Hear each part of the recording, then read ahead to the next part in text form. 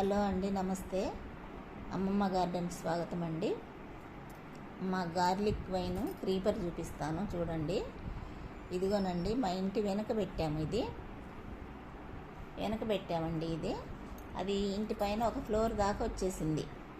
Purple colour white మిక్స్లో ఉంటాయండి ఇవి. చూడండి, అసలు ఆకుకు ఒక గుత్తి ఎంత పెద్ద పెద్ద గుత్తులు ఉన్నాయో, బరువుకి ఇట్లా వేలాడుతుందండి చెట్టు. ఆ గుత్తులుగా వేలాడుతుంది.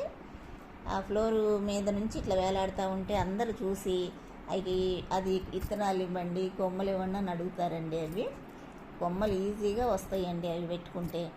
మనము ఏ షేప్లో కావాలంటే ఆ షేప్లో అల్లిపించుకోవచ్చండి. ఇంటి పైకి మళ్ళీ ప్రహారీలు ఉంటాయి కదా, ఆ గోడ బారికి అట్లా.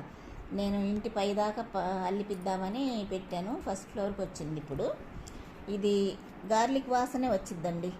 దీనికి ఏ డిసీజెస్ రావు అసలు. ఇట్లా ఆకు నలిపితే గార్లిక్ వాసన వచ్చిద్దండి. ఇది 5 years అయింది నేను పెట్టి. ఇది డిసెంబర్లో లాస్ట్ వరకు పోస్తుందండి. ఇప్పుడు జూలై వర్షాకాలం స్టార్ట్ అయ్యి జూలై, ఆగస్టు, సెప్టెంబర్లో పోస్తుంది.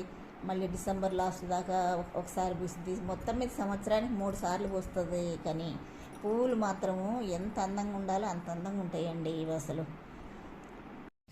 నా వీడియో మీకు నచ్చినట్లయితే సబ్స్క్రైబ్ చేయండి, లైక్ చేయండి.